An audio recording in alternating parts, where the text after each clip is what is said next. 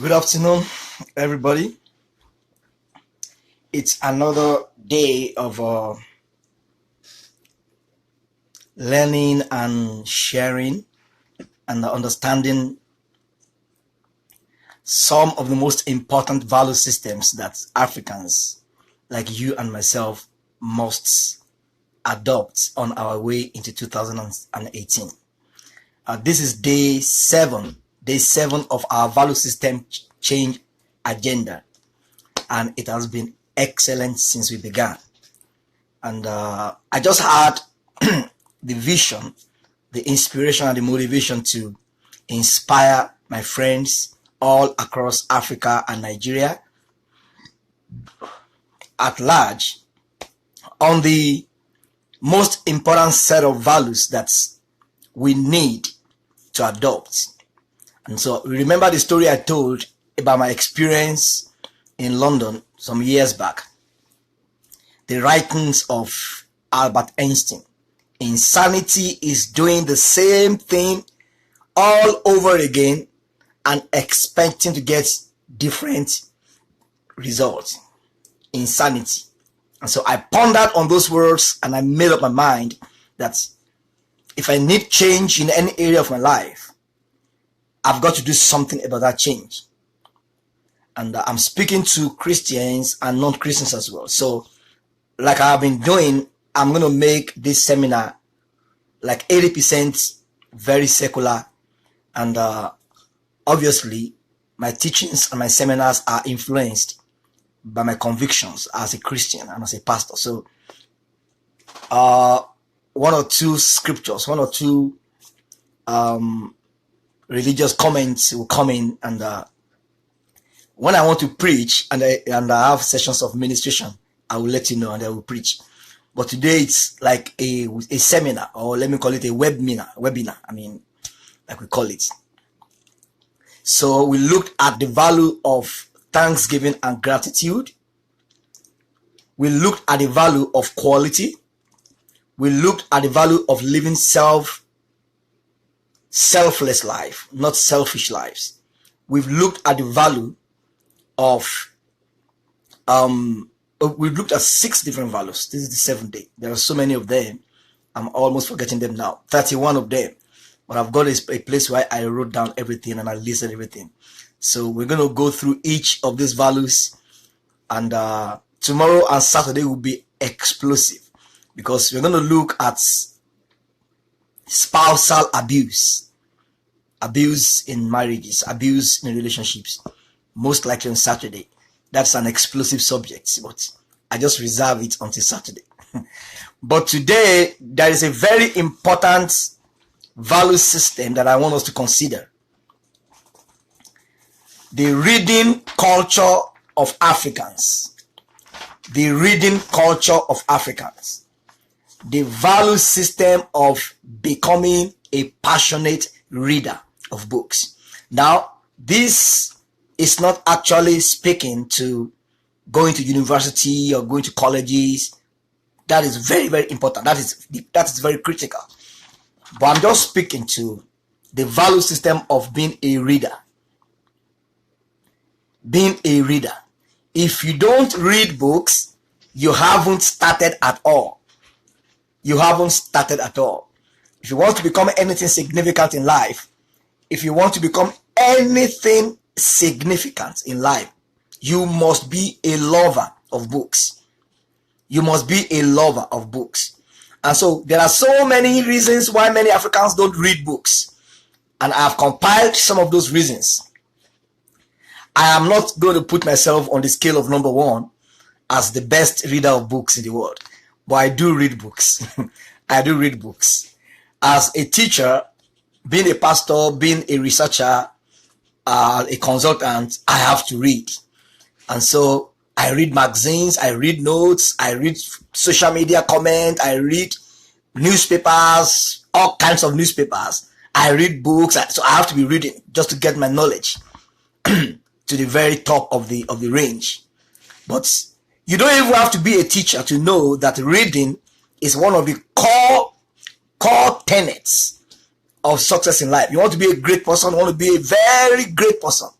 Show me a man that is great in today's world, in business, in engineering, in any fields of endeavor, who does not read books.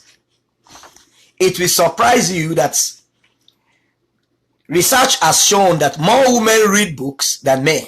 And I was shocked when I got that statistics. I've always felt that men read books more than women. I mean, when I'm speaking of reading books now, I'm not referring to going to university to obtain a degree. That is separate.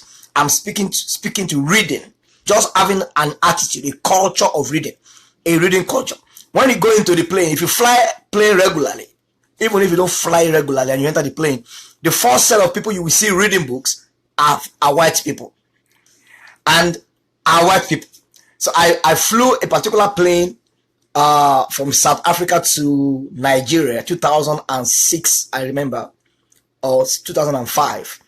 I think it was a Virgin Airways or something. Virgin Airways. All through the journey, more than 98% of people in that plane were Africans, from Ghana, from Togo, and Nigerians, and they charted their way to their destinations.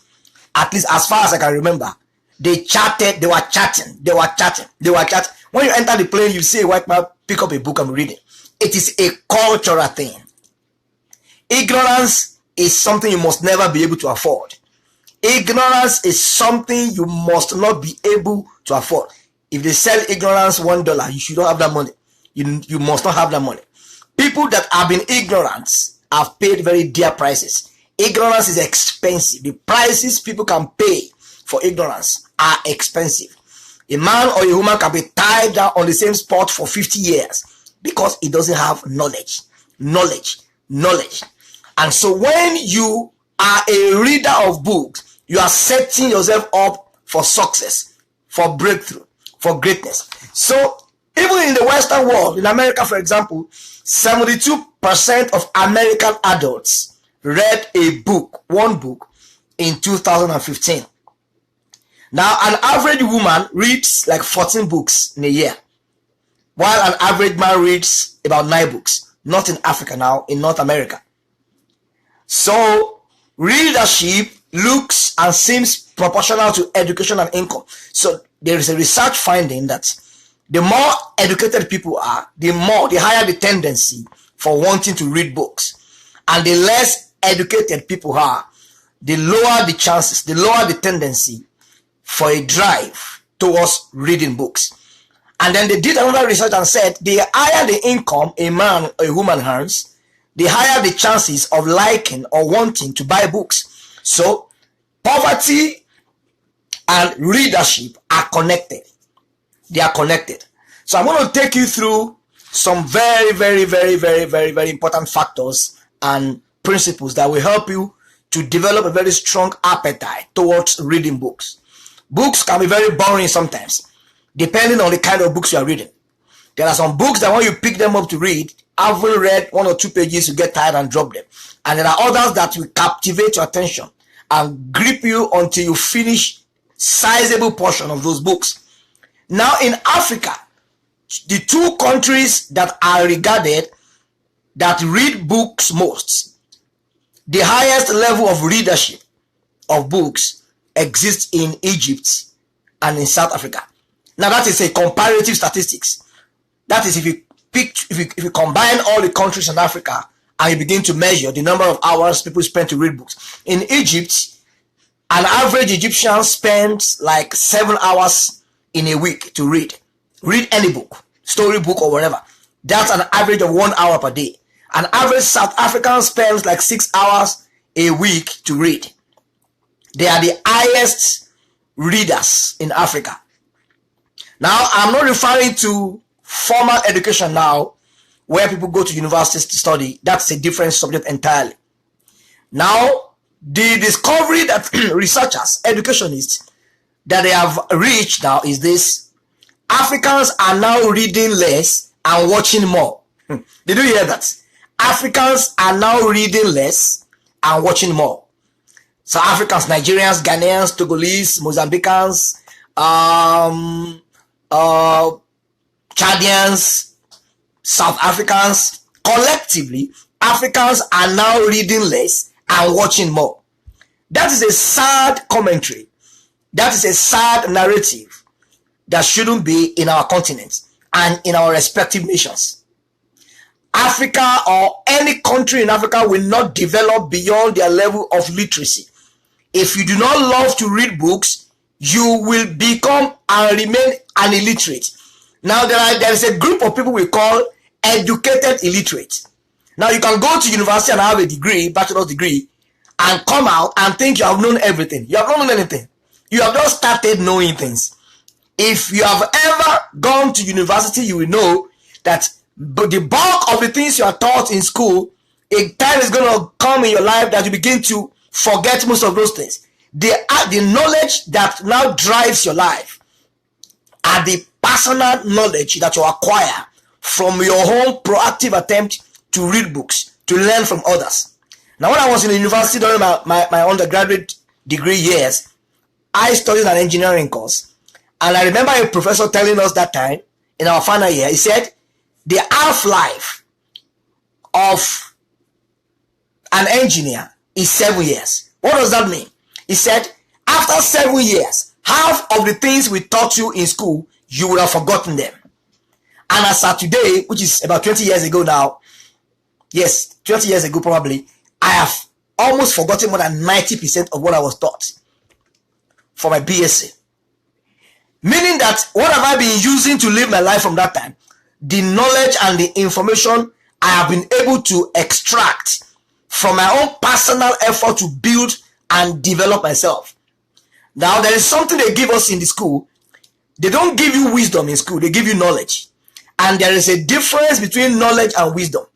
Wisdom is the correct application of knowledge. Wisdom is the correct application of knowledge. So they will teach you knowledge about chemistry. This is, if you put hydrogen, you combine hydrogen with sulfur, it becomes hydrosulfide, whatever. Combine chlorine with hydrogen, it becomes that. They will tell you the theory. That's a knowledge. Now, how do you use that knowledge?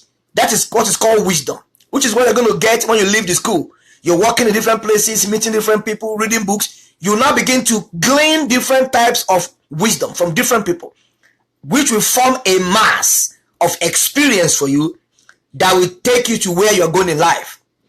So there is a downward spin, downward trend of reading culture in Africa. Africans don't read, but Africans watch. Very, very, very disappointing statement. We now watch more than we read. And in any society where people watch more than they read, ignorance will be plenty. Let me tell you what happens when you read, when you're a reader. I want to provoke you that as we go into 2018, you make up your mind, I'm going to read at least one book. It could be a religious book, it could be a leadership book, it could be a story book. Just one.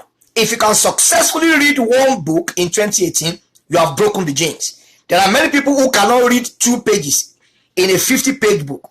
Once they read 1 or 2 pages, they get tired. And then they switch to movies.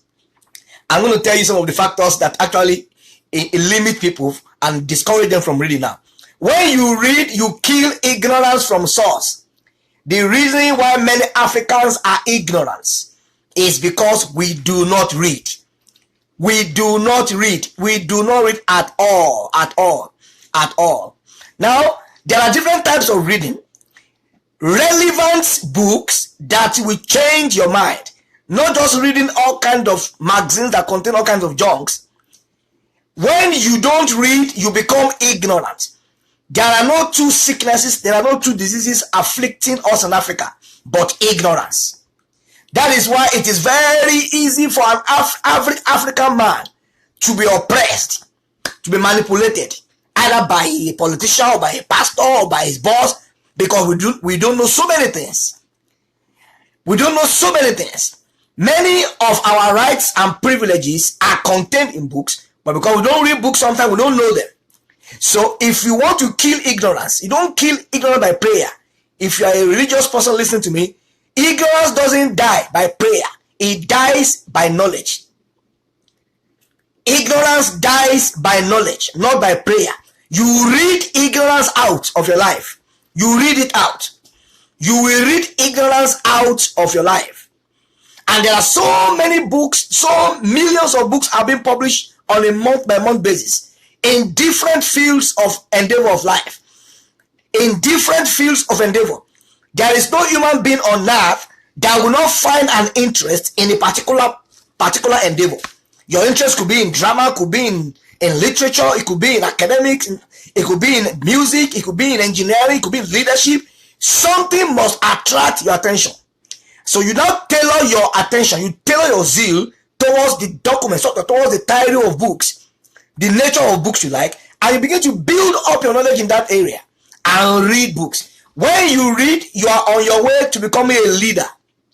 Readership is equal to leadership. When you read books, you are on your way to becoming a leader. Dr. Ben Carson wrote a book many years back that I read. And he says something. He said, when you read books, you are having intercourse with superior minds. It's like a male and a female, a man and a woman meeting together. Something must be born. When you read books, particularly the books of people who know something that you don't know, regardless of who they are, either they are industrialists or IT professionals, reading books from people that know more than you know will set you up to becoming a leader. Readership and leadership are connected. If you don't read books, you will most likely not become a leader. In fact, you are less likely to know, to have enough knowledge to be able to dominate your own area of domain. The people that know things are the rulers in our world. Knowledge is king in any society. Knowledge is king in any society. I heard the story of a man who worked in a bank. He was the IT guru for that bank, for a particular division of the bank. The man worked tirelessly and then he got his vacation and went on vacation. And they had a problem with a computer, a computer software, a software in the bank. They did everything possible. They could not resolve this problem.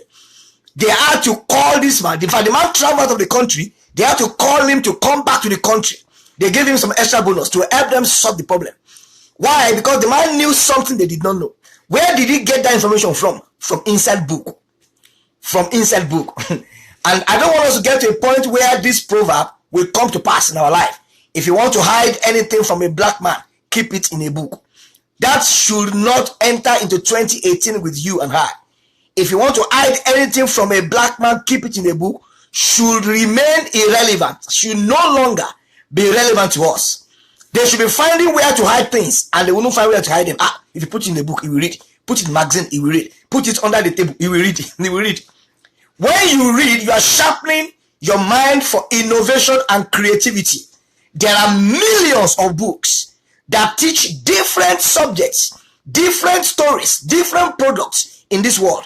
Google has made everything simple. Just go and type books on how to plant and harvest, books on how to repair iPhone, books on how to repair electric bulb. Just type it. Billions of results will come out of Google for you. The search engine of Google has been developed and built up in a way to be able to capture all those varieties of subjects. And you can build up your knowledge and sharpen your mind for creativity and for innovation.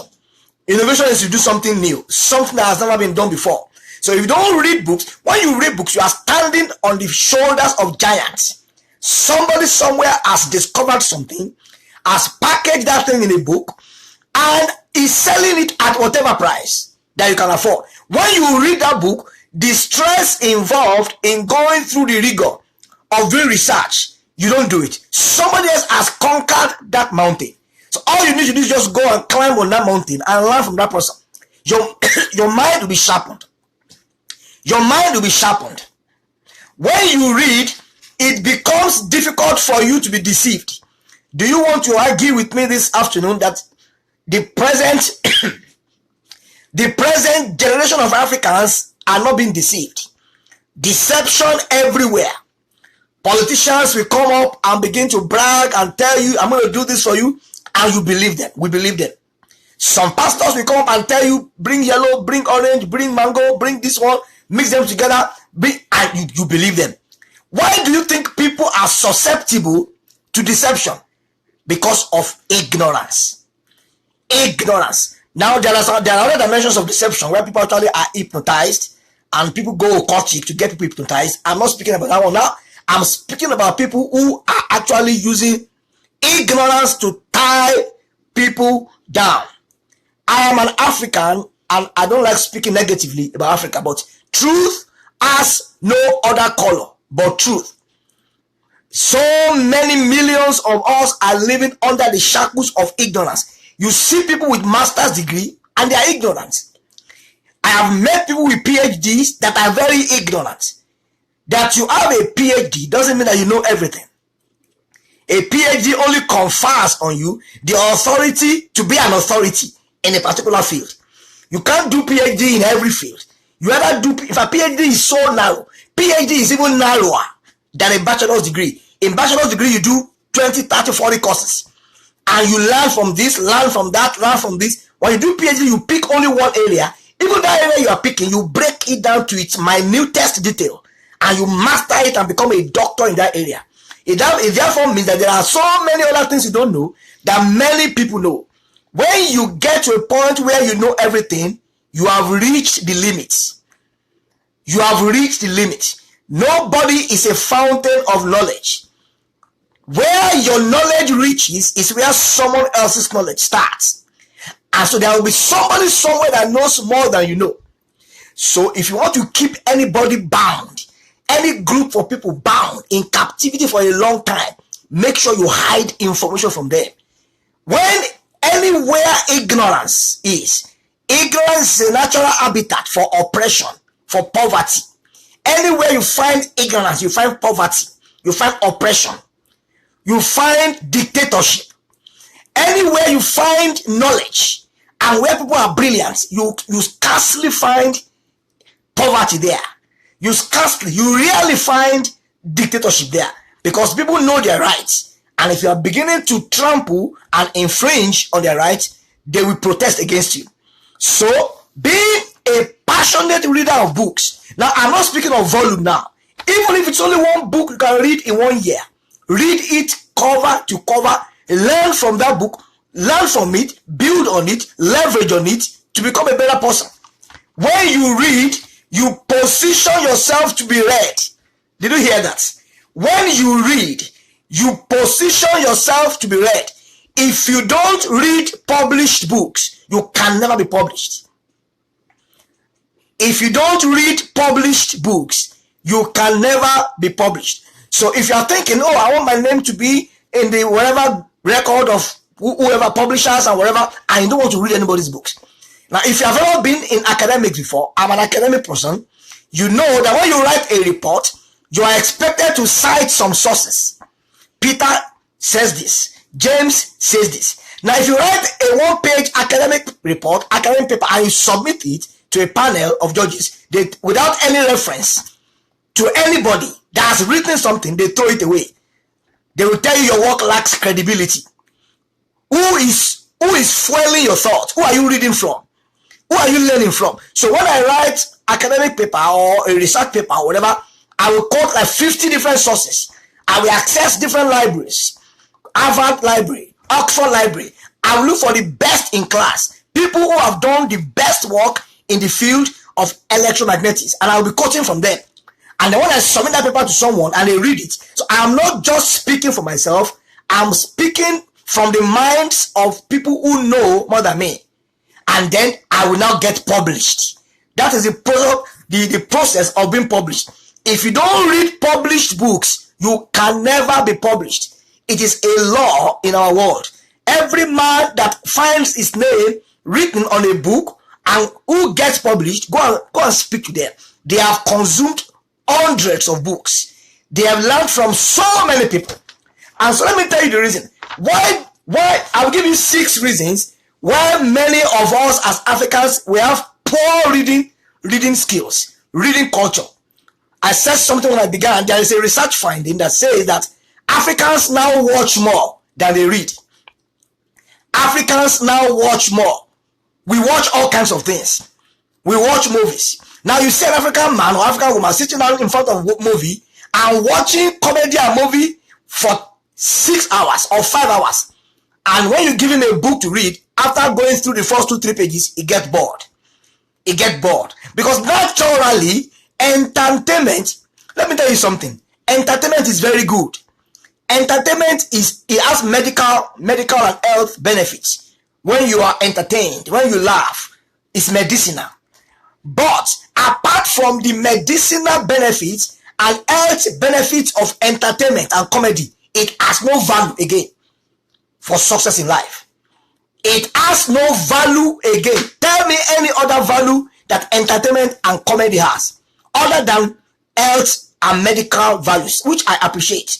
Doctors have proven that when people laugh and relax, they are more, they are more healthy, which is very good. But beyond that, go and study the stories of every great man that you know. Mention contemporary great men. If you are a Christian, look into the lives of biblical great men and look at the way they live their lives. Many of them hardly have time to sit in front of the television for 10 hours, for 5 hours. Go and study the story and the history of Warren Buffett, of Bill Gates, Nelson Mandela, all these great people. It is when they get very old and they have already built up their empire that they now begin to recline and begin to entertain themselves when they are in their 70s and 80s. The first 40, 50 years of their life, they are hard workers. They spend hours reading and reading and reading and reading. So Africans now watch more than they read, meaning that Africans now go into more of entertainment, movies, and we are watching movie and enjoying ourselves while the Mark Zuckerbergs of the US, they keep developing different platforms, and when you watch their platform on social media, they are making money, they are getting richer, Africans are getting poorer, the people that are watching are getting poorer, those that are reading are getting richer. It is as simple as that. It is as simple as that. Nobody watches movies and becomes great in life. I have never seen it. Maybe you can remind me or point me to someone who spent all his life or a vast portion of his life watching comedy and becomes great. There is a time to watch comedy when you want to relax, but a vast proportion of your time and life should be dedicated and devoted to being hardworking. And the process of being hardworking involves and includes the time you create to read. Number one reason why many Africans have poor reading habits: lack of role models. If you do not have anybody who mentors you to reading, you will not read. If you don't have anybody around you who is reading, if all your friends are all movie addicts, comedy addicts, all the spare times that you have is to watch movie, enjoy yourself, you will enjoy yourself and forever be at the mercy of those who are reading books. Because readers always become leaders. Readers always become leaders. It is proven. If you read and continue to read, you become sharper, you become smarter, you become wiser until you get to the top. Now, all the great people, there is a guy in the Middle East that was reading the books of Malcolm X. There are so many reformers and revolutionary that the world has seen. Now, when people begin to devote themselves to reading the works of a particular great man, in the process of time, that great man will mentor them from his books into greatness. So if you want to be great, but you are struggling to be great, then what you should do is to look for those that are great, connect to them, learn their principles through their books, and then you write on those experiences that they have acquired over the years and become great. The number one problem I have is our books. That is my number one problem. If I enter any bookshop, it's like I am entering a bakery or a restaurant. My eyes begin to turn around. I begin to look, which book can I buy? Which one can I order for? And I will be, if I can buy 5, I buy 5. If I can buy 10, I buy 10. Because I do not want to be an ignorant person. Even in spite of the number of books I read, there are still so many things I don't know. Because life is a progressive adventure. You don't get to a point in time you say, I have known everything. That means you're a dead person. Until you die, until I die, we keep learning. It's a learning curve. You keep learning. You keep learning. You keep learning. You keep learning. You keep learning. You learn from the young, learn from the old, learn from books, from magazines. And this culture, if you can successfully imbibe it, it will rub off on you and on your children and on everybody around you.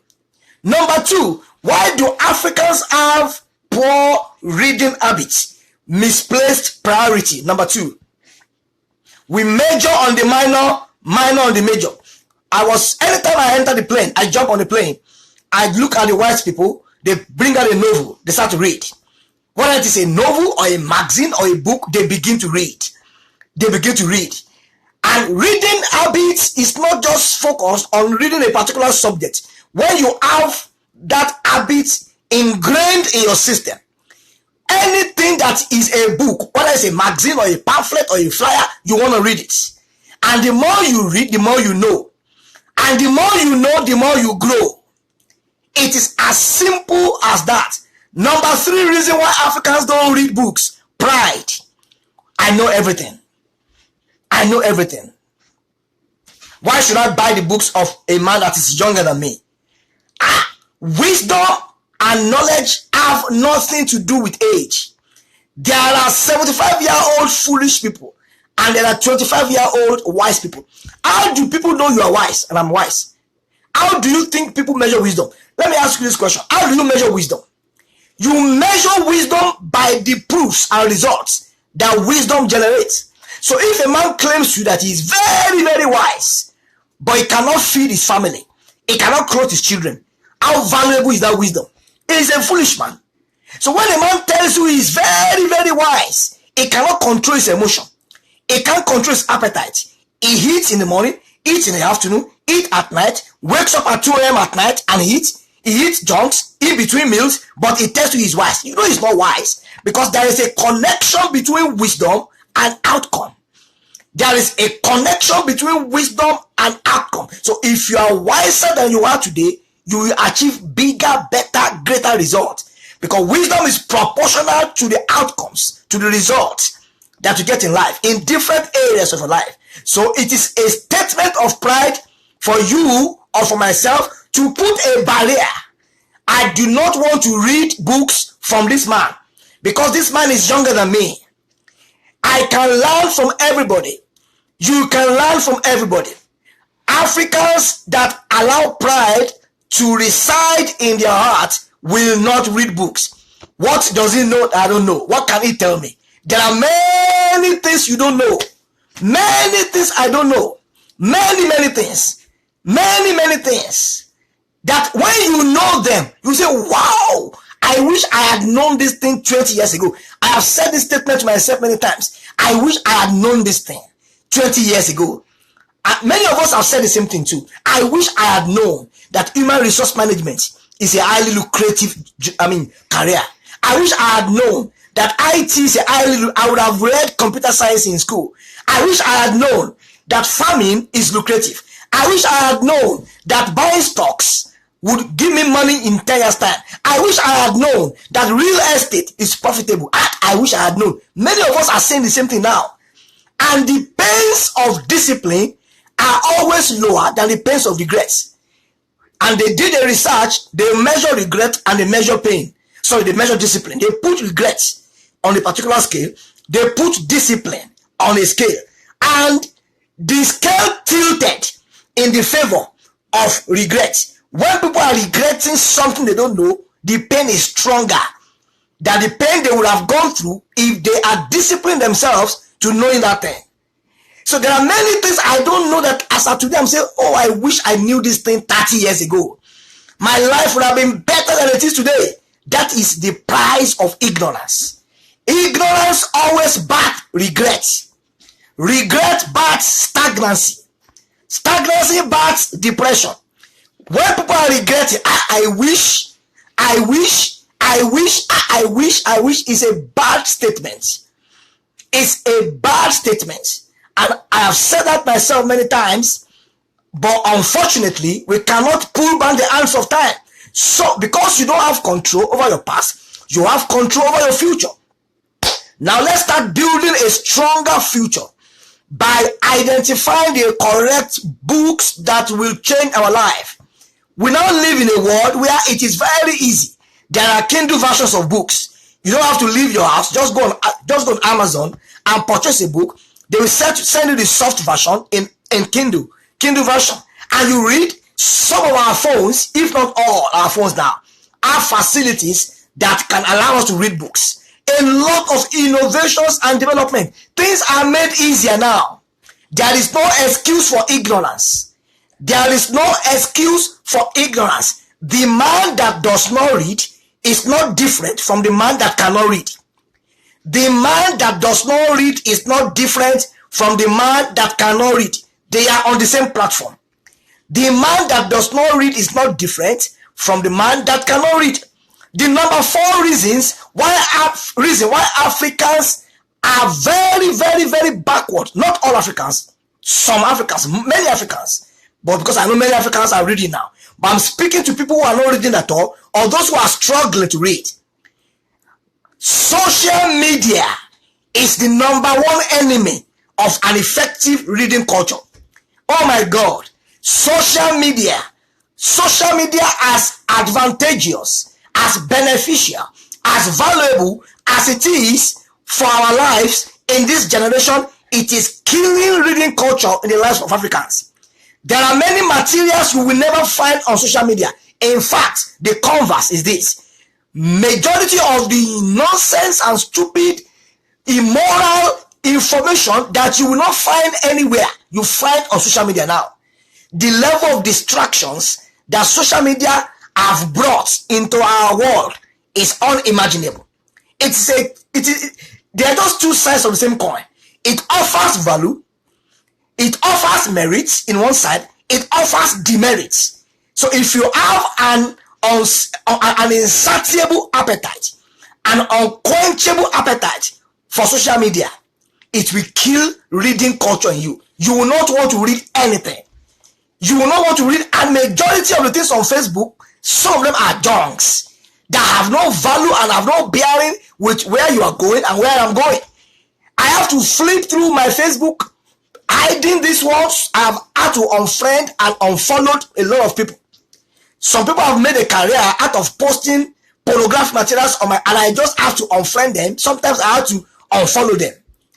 That is the kind of world we're living in now. The level of distraction is at an alarming rate. And so reading and being a reader, an avid, passionate reader, is at the mercy of your appetite for social media. Facebook, Twitter, Instagram, Skype, or whatever. Your ability to become a great man, let me put it in that simple words. Your ability to become a great man in life is at the mercy of your appetite for social media. We must control that appetite. We must control it. Our children no longer read books. What is the future? What does the future hold for Africa, for Nigeria, for Ghana, for all the big economies of Africa? Our children no longer, when I was going to school, what is Facebook? What was Facebook? There was no computer anywhere. High school in Africa, high school in Nigeria, there was no Facebook, there was no computer, there was nothing. We had no agenda than becoming first, than getting distinction. The only competition I held with my friends was who was going to become the first person, who would gain admission to the best university. And so while reading, it was very difficult to even read that time because there were no functional libraries around. There were no online libraries. So we had to go to some of our archaic libraries and borrow some physics textbooks that already gathered dust and read them and solve physics problems and borrow one another until by the grace of God we became what God has brought us to today.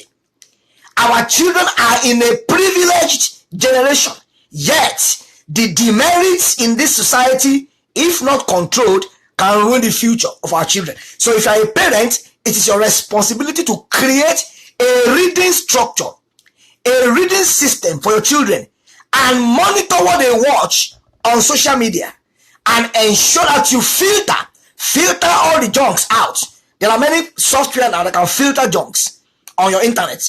When they try to Google something or YouTube something, it filters them out. And so, social media and pay TVs. There is nothing wrong with pay TVs. You want to watch Manchester United play with Real Madrid? I'm a football lover myself. But you must make sure that these things don't consume your time. The scale of preference must be done very well. What is your priority in life? You put the things that matter most at the top. Those that matter less, you put them beneath. So if the time you're supposed to spend to read, if that time is sacrificed, and for a whole month you are just watching movies, you will be super ignorant. We have a lot of legendary ignorant people in Africa. And that is why it is so easy. When you tell an African man, go and bend down, he bends down. Stand up, he stands up. Bring your salary, he brings it. Bring orange, he brings it. Bring mango, they bring it. We are not robots in Africa. We are made in the image of God. And we are not inferior to Americans or Britons or Canadians. We are equal. We are equally made by God. We are citizens and people of integrity, people of dignity. But we have the key in our hand. You can turn the key to one side and allow yourself to be ridiculed by the way you speak and comport your life. You can turn it to the other side. Number 5 reason why people have poor reading habits. Literacy level. Literacy level. People that are illiterate actually find it difficult to read. Obviously, they cannot read because they are illiterate. But the one that is more of a concern to me is that even among the literates, the so-called literates, they don't read. They don't read. The mindset of an average African person is, can you help me do it? We have a syndrome, help me do it syndrome. An African man wants to pay for everything. I am talking from experience because I've done it before myself. An African man wants to pay for everything. We don't want to take responsibility. And irresponsibility in any form is the worst enemy of destiny. The day you stop taking responsibility and begin to shift what you should do on somebody else, you have put a pause on your life. Because it's like you are putting the steering of your life in the hands of someone else, and they can steer it into destruction or steer it into whatever. Literacy level. We have a lot of educated illiterates in Africa. People that have degrees and are not thinking, using their degree as a lever. A man can go into university and study and have a master's degree and yet be an illiterate. So, my role this afternoon, because I'm speaking to myself as well, when I finish my broadcast, many times I go back again and listen. There are many gray areas I have to polish in my life as well. Oh, how many books am I reading this month? Oh, you are becoming lazy. You have just read 3 books. Oh, okay. Increase it to 5. And I have a lot of other issues. We are all work in progresses. Nobody has gotten to the limit. But we need to know that if we don't change the way we live our life in 2017, we will repeat the same thing in 2018. The last thing that is the cause of poor reading habits among Africans is poverty. People are more concerned about what to eat, what to wear, where to sleep, and they throw away the virtues and values of reading. If your focus in life is directed to meeting basic needs are important. We have to survive first before we read books. But there are people that are suffering. There are people that are going through crisis in some part of the world. They incarcerate them, they jail them. They will still be asking for books, even while they're in the prison. So it is not an issue of circumstance now, it's a nature. If the ability and the culture of reading, if it is innate in you, regardless of your circumstance, whether you are poor or you are rich, you'll be a reader. Let me tell you the benefit of reading books again. When you read, you stimulate your imagination. You learn from other people. Dr. Ben Carson said, the mind of a man, once expanded through reading, it doesn't return to its original position. Did you hear that statement? The mind of a man, once it is expanded through reading, it doesn't return to its original position. Dr. Ben Carson. The mind of a man. So every book you read is an investment towards mind expansion, intellectual expansion. Every book you read, now every good book you read, let me clarify that. Every good book you read is an investment on intellectual expansion. And when your mind is expanded, it doesn't return to its original position. That's a scientific finding.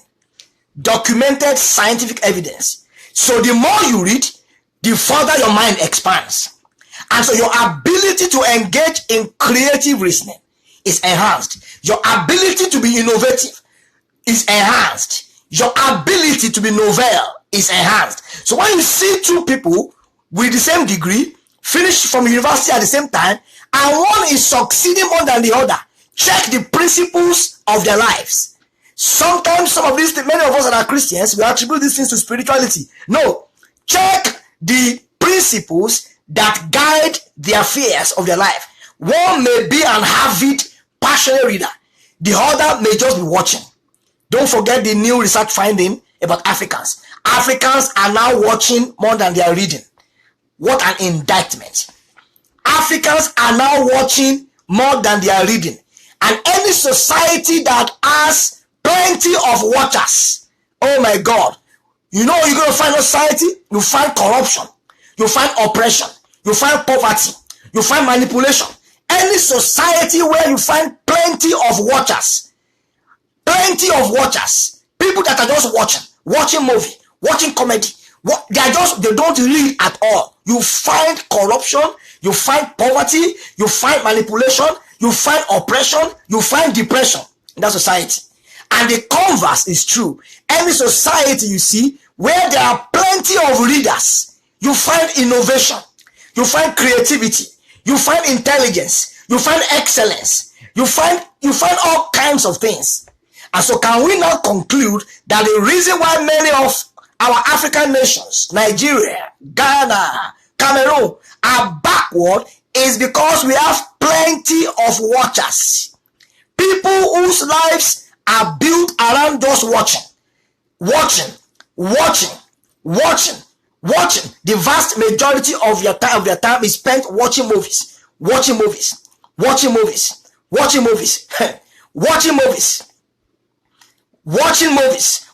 comedies. The people that are doing comedies, they are being paid for what they are doing. So when you spend all your time watching them, you are helping them to service their own business. When are they coming to watch you? You see, I got to a point in my life, I said, I will not spend the rest of my life watching others and nobody will watch me. I came to a point in my life, I said, enough is enough. I won't spend the rest of my life watching and no one is going to watch me. I have watched people, they must watch me too. And I began to invest in my life. I began to read. I began to order for books. I go on Amazon, order for books. They were bringing boxes of books into my house. My wife would be saying, you have used all the money in the house to buy books. You have used all the money. Anywhere I go to, any part of the world, the next place I will visit is the bookshop, buying books, ordering for books, anywhere I go to. And I will not get to a point in my life, I will be watching. I want you to make that commitment too. When you get to a point where you make up your mind that, I have watched others, they must watch me too. That is a point of no return. You have already signed a contract with excellence and greatness. When you get to a point you make up your mind, I will not keep my eyes fixed on one man for the rest of my life. They must watch me too. I too must make a contribution on earth that will make people to celebrate me and watch me too. And then I began to read.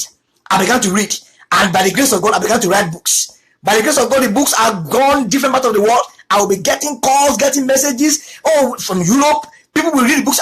Who wrote this book? No, I read published books. Because if you don't read published books, you can never be published. I read the works of many other people, and I'm still reading them.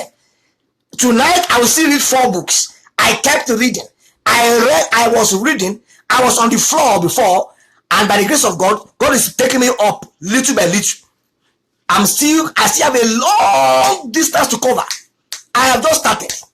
And I believe many of you listen to me that are my friends too. You have the same experience. Maybe you are on the floor before, but as today, God has lifted you. You are working, you have a good job. By the time you trace the trajectory of your growth, you will discover that you played a lot of role. You read some things. You discovered some information. You read some things. And so, when you read, you stimulate your imagination. When you read, you encourage quick learning. Somebody else has had an experience for 50 years. You now put that experience in a book. You don't have to go through 50 years to learn that thing. In 30 minutes, you learn what someone has done, has faced, has experienced in 50 years. What kind of a return on investment can beat that? What return on investment can beat that return? Somebody has suffered, has failed in business, has had crisis in his career, and he put it together in a book, 5 S's of success. And he went through that experience for 15 years, but now you are picking up that book, and you will learn in 20 minutes what that man has learned in 20 years. That is the best and biggest return on any investment. When you read books, you expand your horizon. You are able to think far. Now, life is in phases. Men are in sizes. There are certain people that when you work with them, your greatest vision, what you think is your vision, becomes crumb. By the time you pitch your vision beside their vision and they begin to talk, it becomes crumb. You see, about 2 years ago, I went to see the MD of a bank in South Africa. The MD of a big bank in South Africa, I went to see him. And so, I didn't know that he gave me an appointment on a day when he was holding like a business meeting with so many of his friends. So I sat at the lobby outside waiting for him. So he called me to come inside. I went to see him to discuss something with him. Something that was very important to me. It was my vision at that time. So it was something I celebrated. I was thinking about it. In fact, I had sent him an email. I was coming to help me out with this business. With it. So when I entered into that place, he asked me to come into their business meeting. And I sat down there, I kept quiet. When these guys began to talk, I forgot my vision.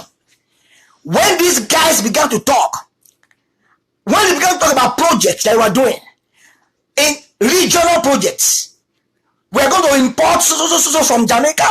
We're going to set up another company in the US. We're going to talk to the government to give us $10 billion for that project. I was like a dwarf in their midst. When I left that environment, I knew that day that life is in phases. Men are in sizes. There are certain people, when you read them inside books, the information, the vision that you will catch from those books will diminish your own vision and create another vision that is bigger than you. And there is nothing as wonderful, there is nothing as important, as great as having a vision and a dream that is bigger than you. You see, I went to see one of my friends who is an investor, a big time investor in Africa. So I went to see him in London one day. As at that time, I was coming from an embassy to collect a visa. So I got that visa. I put that visa, my passport, in an envelope. So I went to see him. When I got to his room, where I was lodged in London, we were going to talk. And he was telling me some of the things he was doing. And he showed me the letterhead paper of a new bank that he just bought. I said, you did what? He said, you bought the bank. I said, you did what? And looked at the names of the shareholders towards the tail end of the paper. And I saw his name there. One of the biggest banks in Africa. So he came together with some Arabian, they built a consortium worth billions. And so he was made like one of the shareholders. And so He said he just came back from Africa where they went to conclude the deal. I had my passport and my visa in an envelope. I did not know when I forgot my passport and visa. I forgot that document. I threw the envelope unconsciously on the ground. When I was coming from the embassy, that was many years ago, I put the visa and the passport in my armpit like this. You know, just got a visa. And so I kept it. When I got to him and we began to talk, I threw the envelope on the floor. Life is in phases. Men are in sizes. When you walk with a wise man, you will be wise. When you walk with shallow thinkers, you will be shallow. When you walk with deep thinkers, you will be deep. You can never be greater than the quality of your relationship. And there are many relationships you can bath through books. There are some people you don't have to see them. When you read their book, you are set on fire. You are set ablaze. There are certain people that I have read their books. I read the book of one man. One particular day, I was crying. I finished reading the book. I was crying. Say, is this human? Is this a human being? Is this a human being that achieved so much on earth? I said, God, they must read me too. They must read me too. In my own area, they must read me. That is the power of books. That is the power of books. That is the power of books. So the more you remove, the more you deprive yourself of the value in books, the more you are exposing yourself to mediocrity. To mediocrity. When you read books, you position yourself to become an author. When you read books, people will read you. It's a matter of time. When you read books, people will read you. It's a matter of time. Reading enhances our acquisition of skills. We have so many books how to bake. In fact, the people that are doing terrible things, terrorism all over the world, they read books. Go on Google, you find all kinds of books on Google. How to make bombs. All kinds of wicked things are on Google. As much as we have terrible bad things, there are good things as well. The number one problem of Africans is not our color, it's our mindset. I don't know of anything that stimulates mental excellence like books. I don't know of anything. I don't know. Maybe because I'm an academic person and I'm a researcher, I'm talking like this. I don't know of anything that stimulates mental excellence than books. I don't know of anything that can cure mental backwardness like books. You don't even need to book an appointment to see the author. Just buy the books and read it. Just buy the books and read it. Books are natural cure for mental backwardness and mental illiteracy. And so your number one agenda for 2018 is this: I must not be an ignorant person. Ignorance is expensive. Ignorance can lead to death. Ignorance breeds poverty.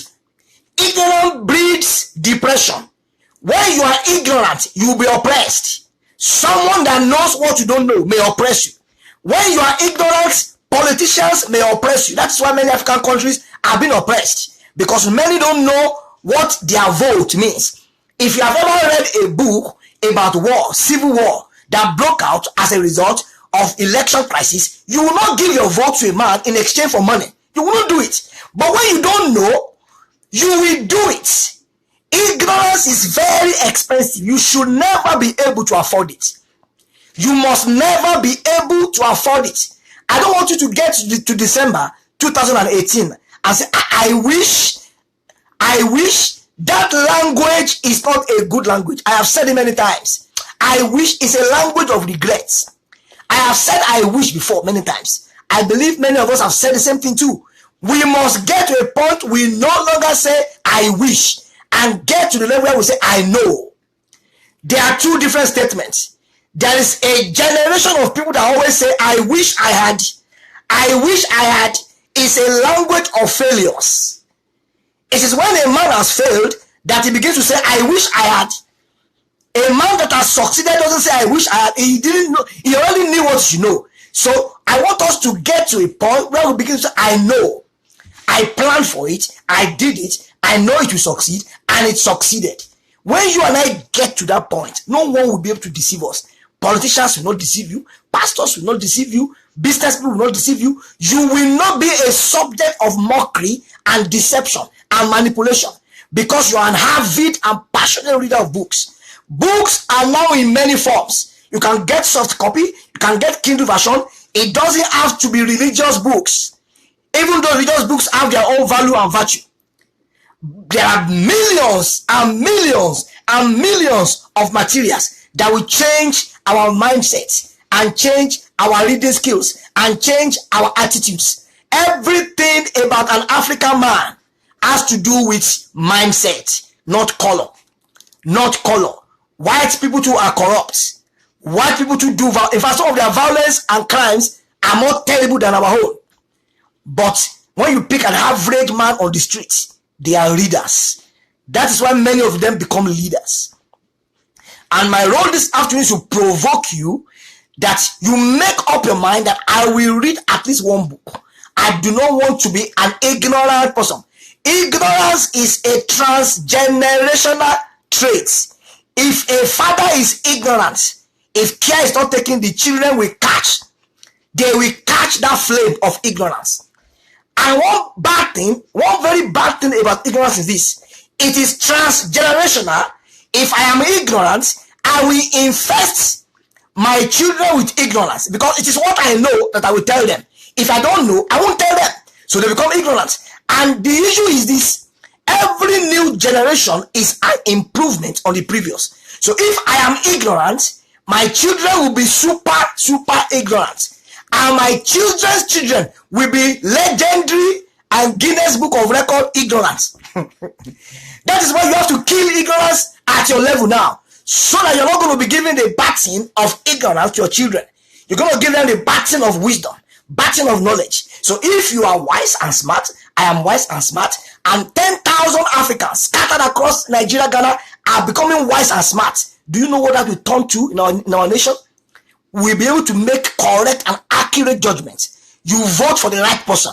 You go to the right church. You don't partner with fools to do business. You know this man will deceive me and cheat me. You have information. And ignorance, the tide of ignorance will be stemmed gradually. And this very funny and bad proverb that they always tell and use for Africans: if you want to hide anything in a book for an African man, put it in a book, will no longer apply to us. Thank you so much. I just want to take this session to an end now. I want you to help me share this link. Tomorrow is going to be explosive. We are going to be having another session again on Saturday. We have 31 different value systems. We are going to look at spousal abuse. You don't want to miss this session on Saturday. Spousal abuse is a value system. Spousal abuse: husband beating up their wives beating up their husband, parents abusing their children, different categories of abuse: emotional abuse, physical abuse, there is financial abuse. All we're going to look at on Saturday is going to be explosive, and tomorrow too will be powerful as we chase ignorance and poor and bad value systems out of our nations, out of our churches, out of our homes. And as we rise up to commit and connect to this seminar and this series, I believe we are actually making a very important investment in our lives, in our children's life, in our nation's history, and we are rewriting history for our nation. We are not repeating history, we are rewriting history. Thank you so much. I see you tomorrow. Tomorrow, 1 p.m. Toronto and New York time, and 7 p.m. UK and West African time.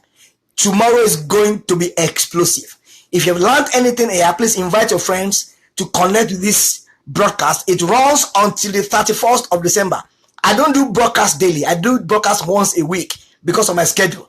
But this is my own little contribution to helping my sisters and brothers across Africa to learn one or two things from some things I've learned over the years. So it's a it's a huge sacrifice having to prepare. I have to prepare and do research. Imagine do research 31 times in a month. That is just for this project. Now I have other projects. I have to preach in the church on Sunday, prepare the message. I have to do other things. There's a family. There's a business. There's a lot of things that I'm doing at the same time. So it's a huge sacrifice. And I know that at your end too, to create 1 hour to listen to this broadcast is a sacrifice for you too. I really appreciate you. I am not taking this for granted at all. If you are not here today, I will be speaking to Facebook alone. Thank you so much. I appreciate you so much. See you tomorrow. God bless you and your family.